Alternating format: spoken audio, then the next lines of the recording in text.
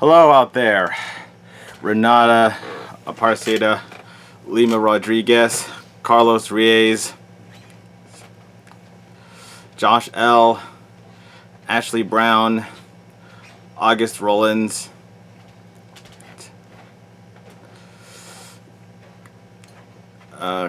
Chris B., Cloud Lion, and Mariah the Hedgehog.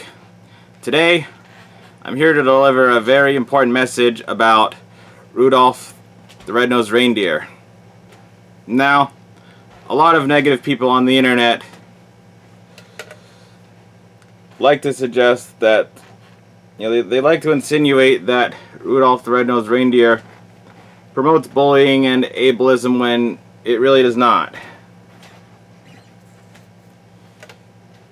It doesn't really have that negative message. It doesn't really have that negative message that they're only going to not bully you for your defect or disability or special thing or unusual talent unless it's useful for them. And because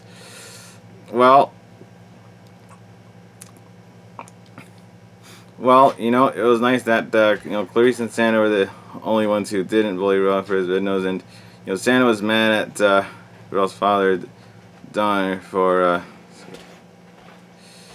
stigmatizing his nose, and while Rudolph was away,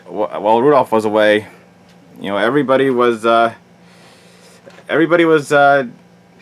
genuinely sorry that they bullied him and Hermie for being different before they came back and learned that Rudolph's red nose was useful for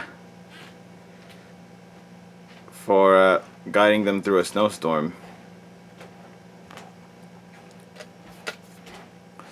Now, regarding the island of Misfit Toys, I do see the case for ableism there, since the Misfit Toys not functioning in the way they should, being different from what they should be. I do see the allegory for ableism there, but even by that logic, Rudolph the Red-Nosed Reindeer doesn't promote ableism. If anything, it discourages ableism because Rudolph and Hermie and Santa Claus eventually did find the houses with children who would like to play with those Misfit Toys.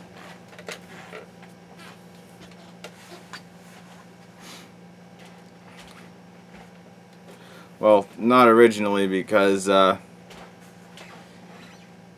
after when Rudolph and Santa take off, after they learn how useful Rudolph's nose could be, that the TV special just ends, which led to a lot of angry letters by caring fans who wanted Rudolph to come back for the Misfit Toys. So in 1964, Rankin Bass complied, and over the next year they animated an additional 2 minutes in which Rudolph brings Santa and the other reindeer back to the island of Misfit Toys, and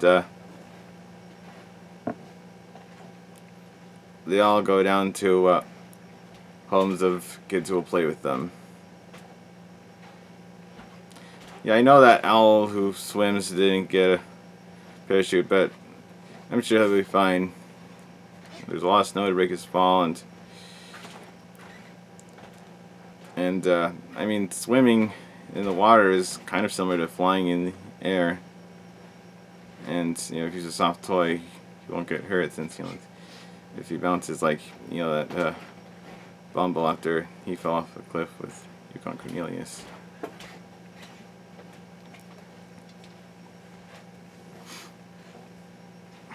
And I think that's a very important message to respect. you know, if someone's a misfit because they are disabled or they have a unique talent, or abnormality, you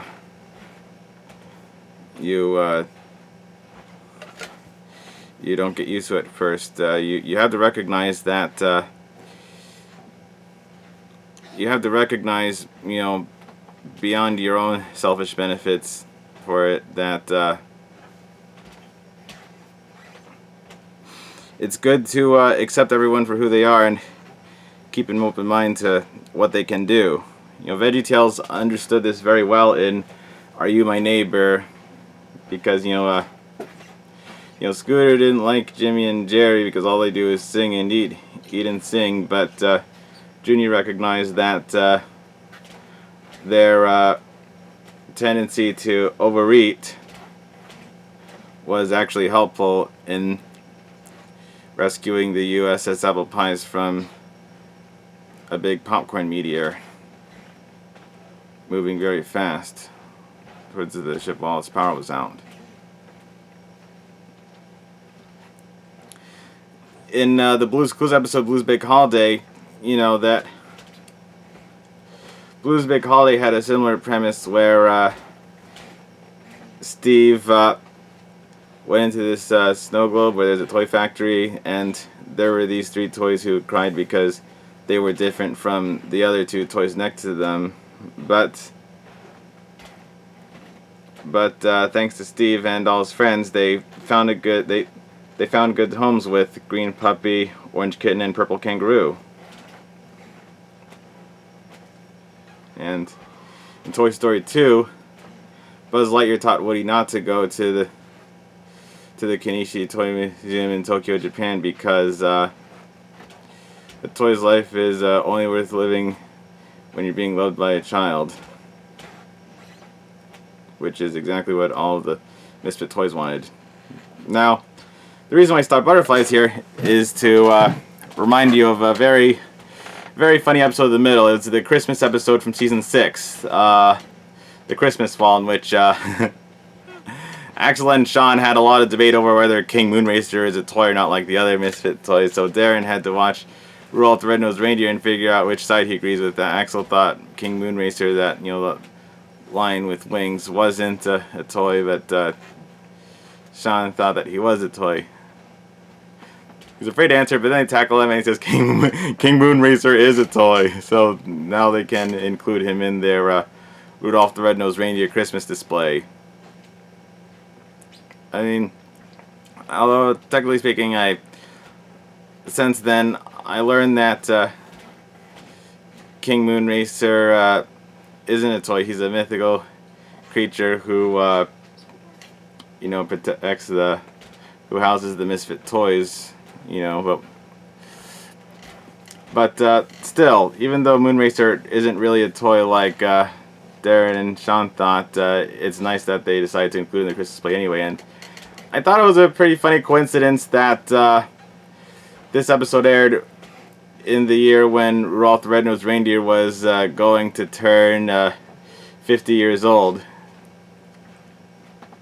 It's nice that they're still talking, thinking about it 50 years later. So in pop culture. So yeah, if you like this video and all the other films and TV shows I mentioned with resemblances to the positive messages of Rudolph the Red-Nosed Reindeer, be sure to like and subscribe this video. Click on the Kristen bell next to the subscribe button and share it with your followers for me, will ya?